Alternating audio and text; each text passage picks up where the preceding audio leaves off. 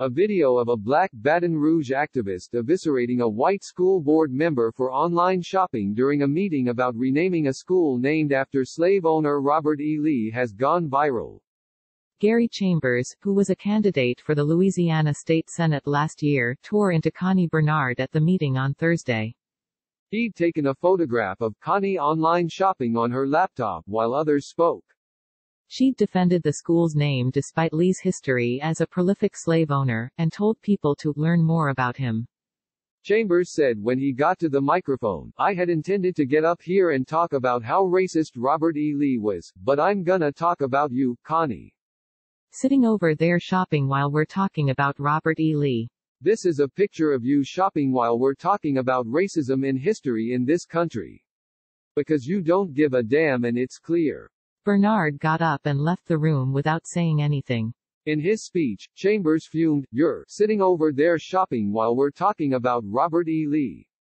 Since you don't know history, sister, let me tell you what my ancestors said. Robert E. Lee was a brutal slave master. Not only did he say, 'Whoop the slaves,' he said, 'Lay it on them hard.' He said, 'Put brine on them so it'll burn them.' You sit your arrogant self in here, sit on their shopping, while the pain and the hurt of the people of this community is on display. Because you don't give a damn. You should resign. You should walk out of here and resign and never come back. You are the example of racism in this community. You are horrible. Now to the rest of the board, you have an obligation to the people of this community." Bernard had argued, "I would hope that they would learn a little bit more about General Lee, because General Lee inherited a large plantation and he was tasked with the job of doing something with those people who lived in bondage to that plantation, the slaves, and he freed them." In fact, Lee and his wife inherited 189 slaves in 1857 when her father died. The school board unanimously approved that the name of the school be changed despite Bernard's comments. On Monday, Chambers appeared on MSNBC where he said the video showed how black voices were ignored by white people in power. "What you saw in that video is really a reflection of what Black America is dealing with. You have black folks speaking up passionately about what they feel while you have a school board member, a representative of the public, who is sitting there scrolling on the internet while people are expressing their concerns. We wonder why buildings burn. When we come before you, you scroll on the internet. The state before you, Louisiana, is ranked number 50 in the nation. When you look at Republican policies failing us day in and day out and you look at a Republican sitting there, while we're talking about a critical issue, and ignoring us, it's heartbreaking and I think that's why it has resonated with so many people," he said. Board Vice President Tramel Howard told Bernard at the meeting, "The comments you made were extremely tone-deaf to our collective community, extremely tone-deaf to the students of our district, and I would be remiss if I did not stand up and stand against that. I understand where you were coming from in trying to recognize history, but it's just wrong, totally wrong. This man was a murderer, he was a racist and a bigot." In 2016, the school board had voted to remove Robert E. from the school's name while maintaining Lee.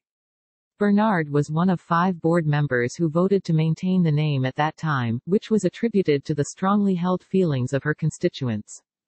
Bernard has since changed her tune, telling WBRZ, "My comments last week about the naming of Lee High School were insensitive, have caused pain for others, and have led people to believe I am an enemy of people of color, and I am deeply sorry. I condemn racial injustice in any form. I promise to be part of the solution and to listen to the concerns of all members of our community. I stand with you, in love and respect." Thursday's vote paves the way for a special committee, made up of pupils, local people and staff, to convene and select alternative names. The school board are seeking to have a new name by July 16. Confederate General-in-Chief Robert E. Lee fought in the Mexican-American War and spent 3 years as a superintendent at West Point, training some of the men who would later serve under him.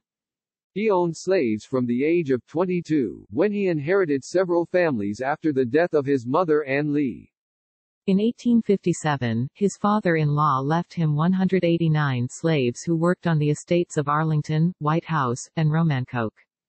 The will provided that the slaves should be freed after 5 years, but Lee tried multiple times to resist this and keep the slaves under his control. He wrote to the New York Times on the issue. In his letter, he referred to slavery as an evil.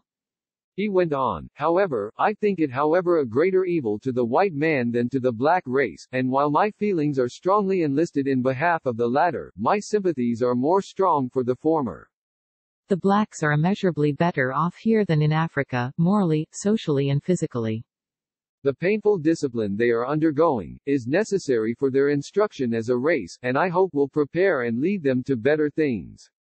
How long their subjugation may be necessary is known and ordered by a wise merciful providence. Their emancipation will sooner result from the mild and melting influence of Christianity, than the storms and tempests of fiery controversy. Although he was not a pro-slavery ideologue, according to one historian, Lee was known to use violence typical of the institution of slavery, and some slaves tried to escape his discipline. Some were recaptured and beaten on Lee's orders.